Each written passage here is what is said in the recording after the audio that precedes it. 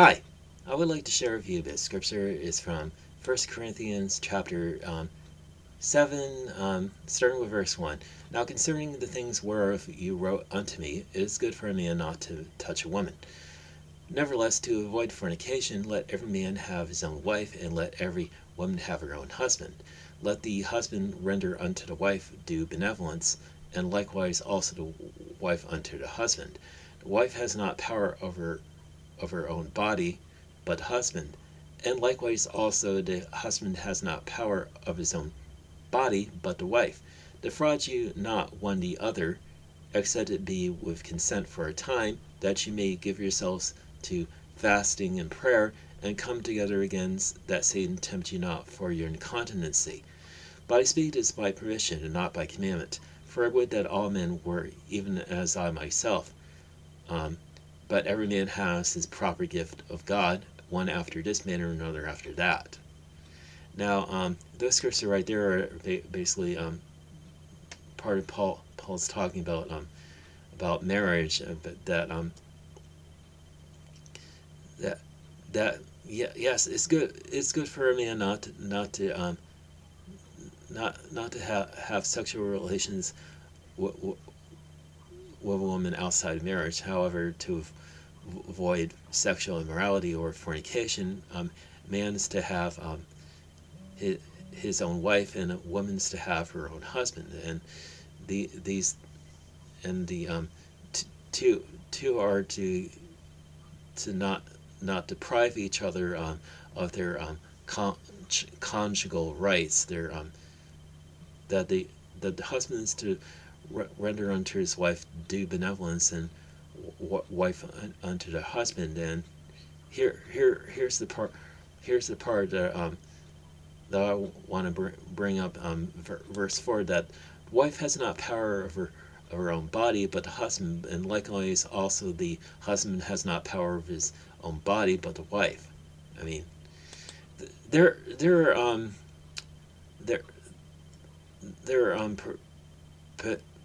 patriarchal marriage marriage traditions that basically state that the husband has authority and ownership over his wife's body, and she she has no say about what goes on in a marriage bed. I mean, and that makes me think of this far right jerk named Nick Fuentes, who's basically saying douchey stuff on the internet. I mean if you if you go on YouTube and go to Right Wing Watch, he says a lot of nasty stuff on there, and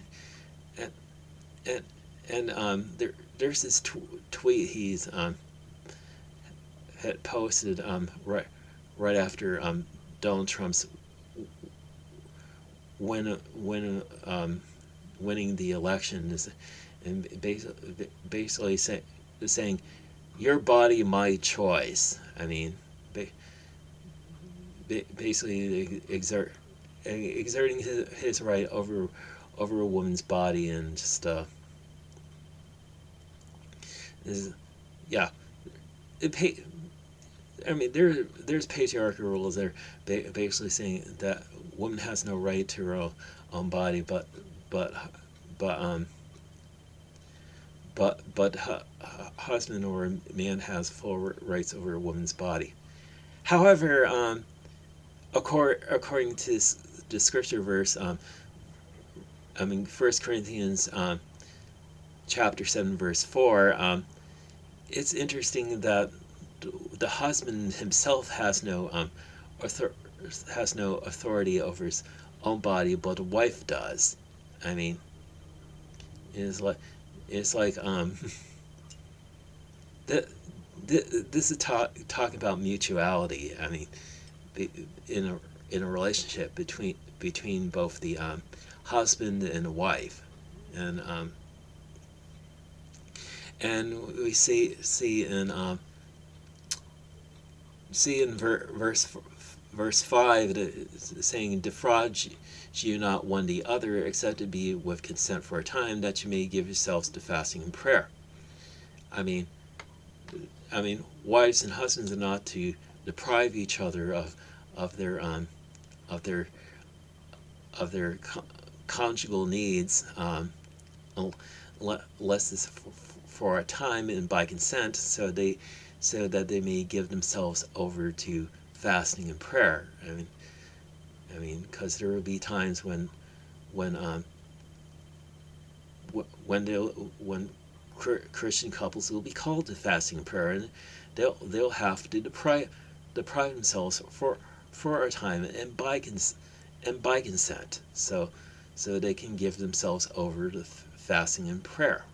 I mean, and and and Paul says that then come together again, so that Satan does not tempt you because of your lack of self-control. Because Satan's going to tempt couples who are basically depriving each other of their conjugal needs, because he's going to tempt them with partners outside of marriage. He's just going to just going to like come satisfy your needs, and just like like it's like that song. It's like that song. If you can't be with the one you love, honey, love the one you're with.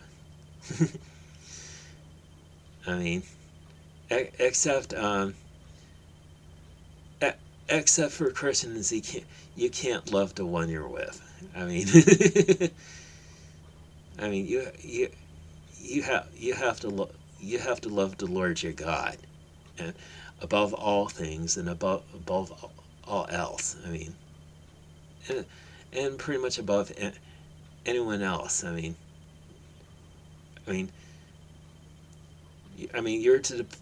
You're not to defraud each other of their conjugal needs, and so you can, but except for a time and by consent, so that you can give yourselves over to fasting prayer, and then you can come together again, and then you should come together again, so that Satan doesn't tempt you. It's because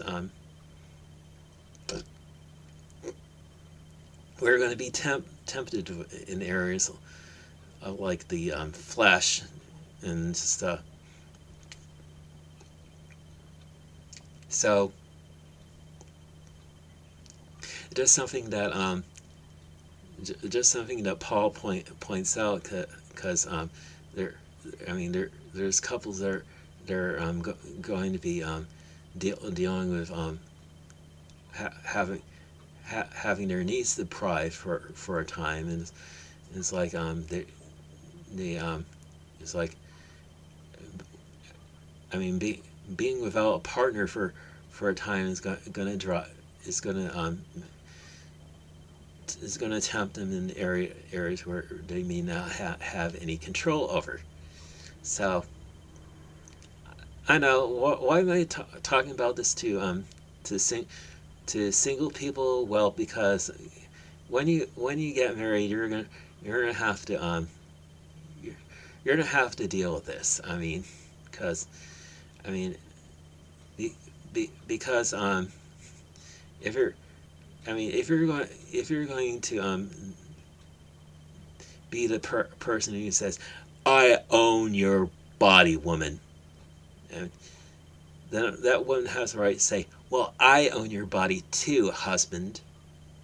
So just something to think about.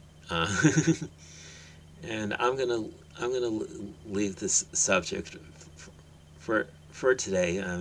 I've said my piece. So have a good day, and may God bless you.